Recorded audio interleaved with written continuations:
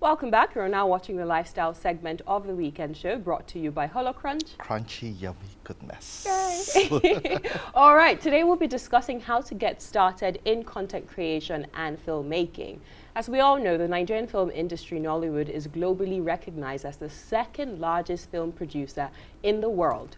The industry is a significant part of the arts, entertainment and recreational sector, which contributes 2.3%, which is roughly about 239 billion naira to Nigeria's gross domestic products. This is as of 2016.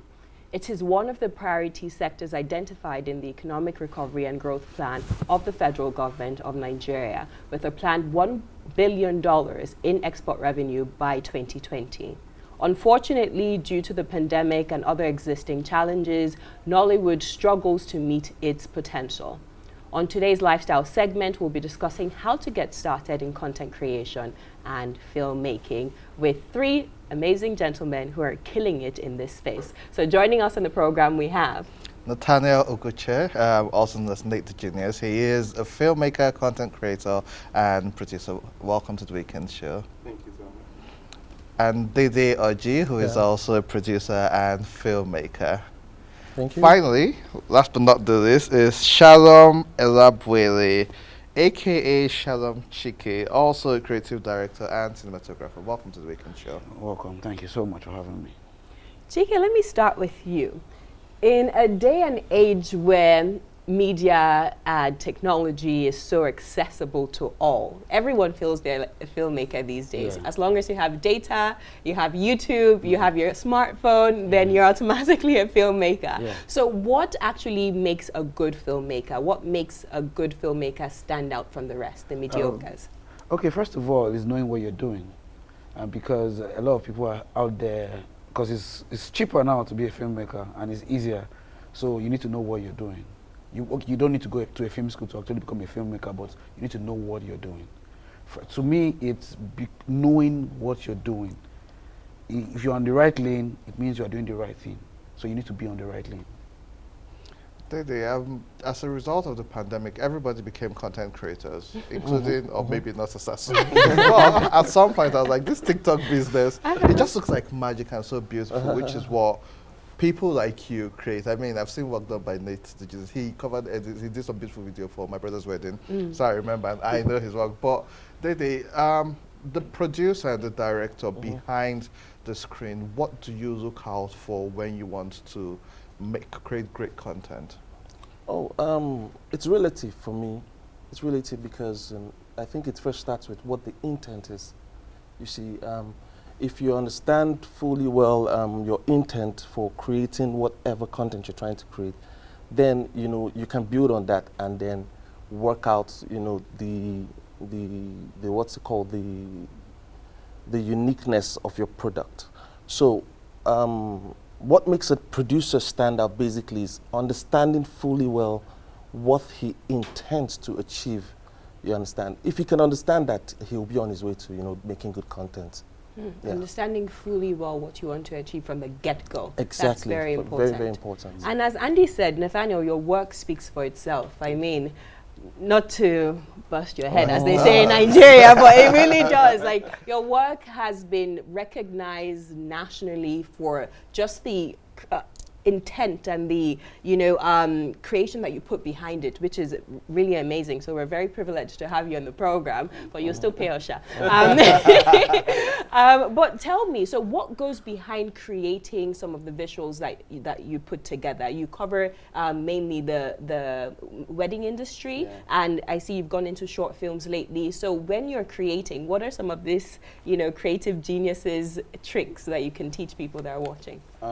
So for me, I would say sound matters a lot. So I connect so much with sound. So when I listen to, sometimes I listen to a sound and I just start to edit in my head. I'm like, oh no, I have an idea on what to create with this sound. So and then again, I go on to tell a story, and at the first thing I try to create stories that would match a certain time and experience that probably someone has had or I've had before, and then you start to think about quality, you start to think about the camera angles and everything that comes together to create the cinematography that we always call it.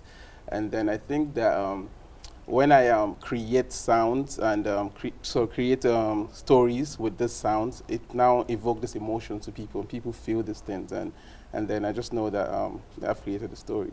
So it's normally just sound, angle, camera angles, quality, what kind of cameras you're using, what lenses are you using to achieve certain kind of shots. So we can't just start with our phones and... I mean, so I've always said that it's not, some people always complain about, no, I don't have the money, I don't have a good budget to start a film, what do I do? And I'm like, with a phone camera, you can actually produce something. If you go on YouTube, you see videos that people, short films that people have created with like iPhone 5, you know, and you'd be amazed and stuff. So we have amazing cameras now, camera phones now, and you can actually create very good content with your phone camera and use that to understand the skill set you have and how creative you are in this space, and then you carry on from there. Exactly. You know, you know, when you're preparing to attack on a certain topic, then they now talk about it. I want to talk about sound. So we now have great cameras and great video quality, and I see a lot of Nigerian movies now make it to Netflix. But a common problem which I've noticed is the sound. So at some point, my remote is like I'm playing video game. I'm increasing and turning it down.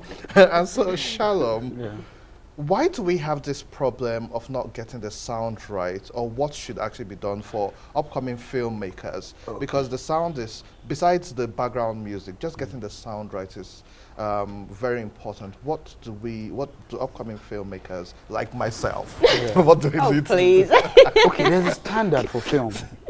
For sound, there's a standard for film, but what we see here is, you know, they just go below that standard most times. So, and you know, it's beyond just recording sound.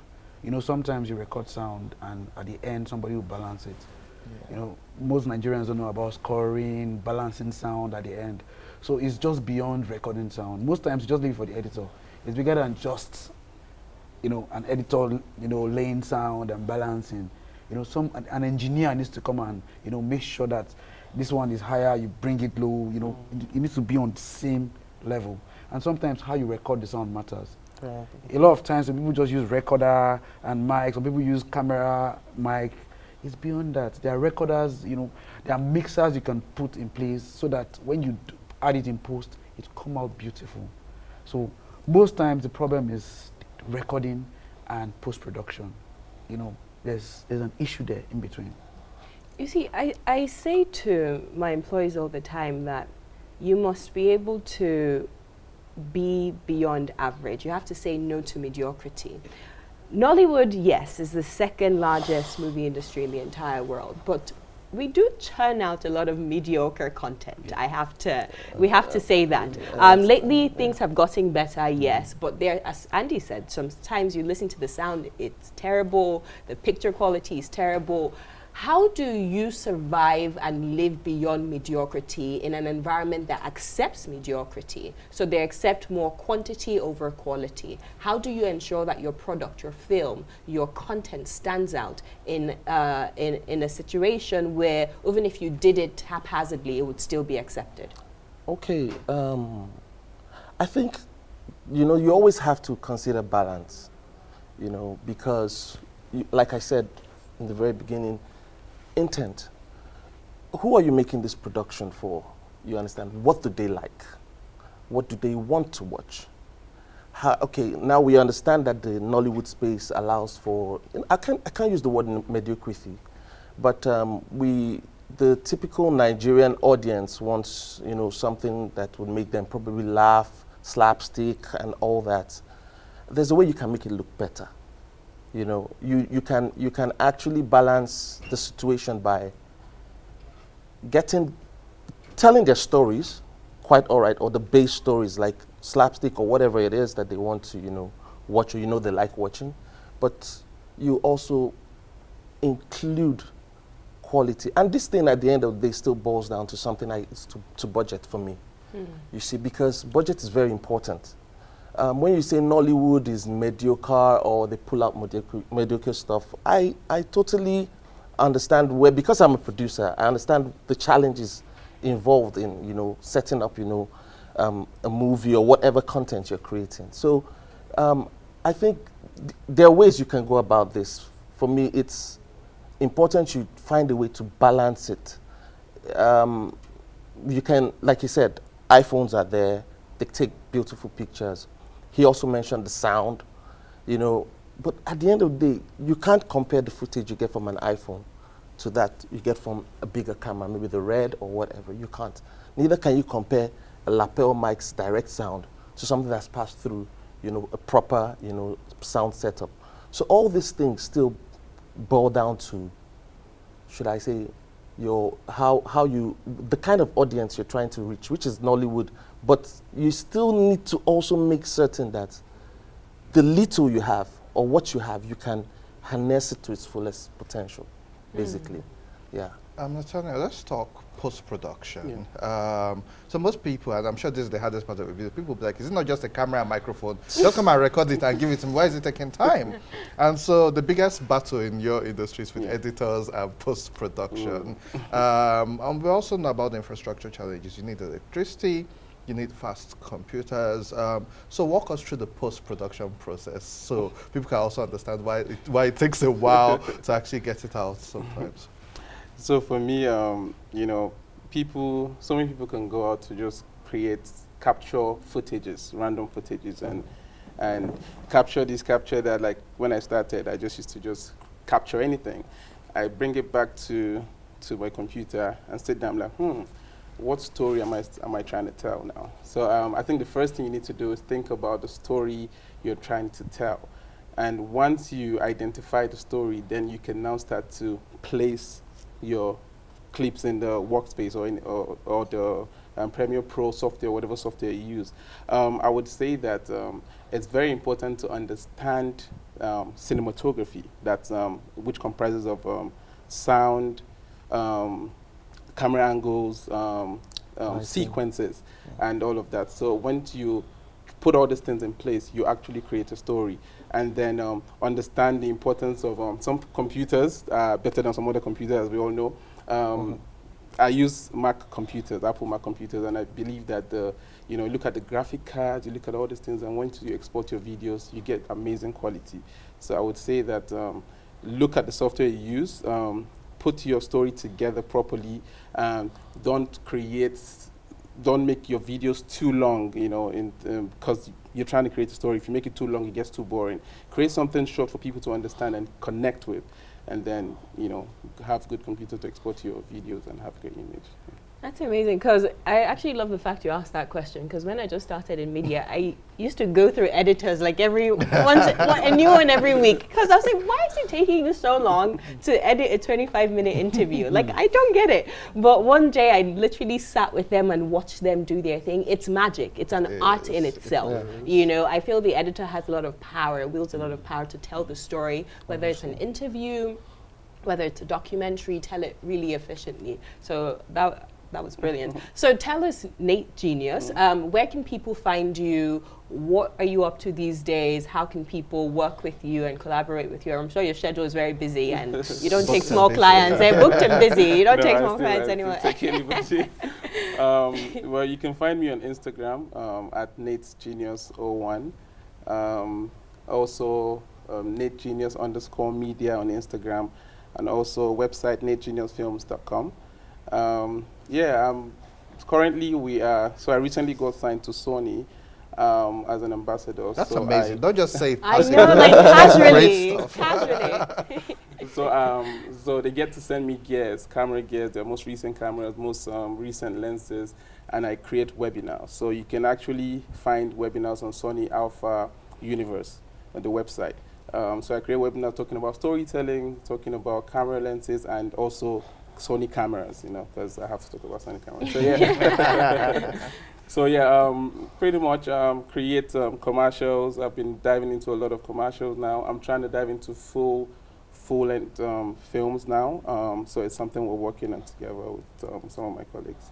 So that's exactly what I'm up to these days. Also teaching a lot these days. Teacher, professor. So that's Nate Genius 01 on Instagram. So people can go there and find you now. And if they want to work with you, Is there a price range we can Just send out 10%. And just send out 10%, that's true.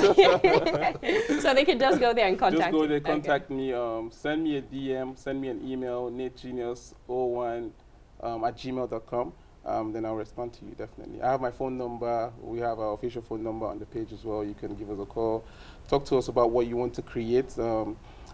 Bring us to your company. Let's look at your loopholes. So we do something called business intelligence, where we look at what is lacking in your company, look at the loopholes, and try to create strategies that will fill that up by creating video contents that would help, boost productivity, profit, and growth. We're definitely sending our emails. Dede? Yeah. Okay, so I'm very, very old school. So I just rather do email. Give us that office Yeah. address. Exactly. So I'd rather do email. You can find so us at number 5. exactly. So I'd rather do email. So the email is dedeoj@gmail.com. So we can always take it from there. So as And of how's now, that spelled? sorry. How's yeah, that yeah. spelled? dedeoji@gmail.com. Okay. There's no R in the OG. It's OJI. OJI. I made sure I I'm very say I finicky got you about that 10% too. for you as well. And have 20% go. Exactly. Let's go. Okay, on Instagram at Shalom Chiki Films, Okay.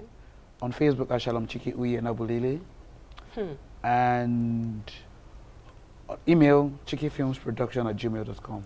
Okay. And I'm going to help you out again. So another 10%. So spell that Shalom Chike. Okay, it's SHALOMCHIKI, then films. Okay. On Instagram. Instagram, yes. All right. Gentlemen, thank you so much for your time. This has been a very insightful and intellectually stimulating conversation. We'll take a short break right now. When we return, more on The Weekend Show. Don't go anywhere.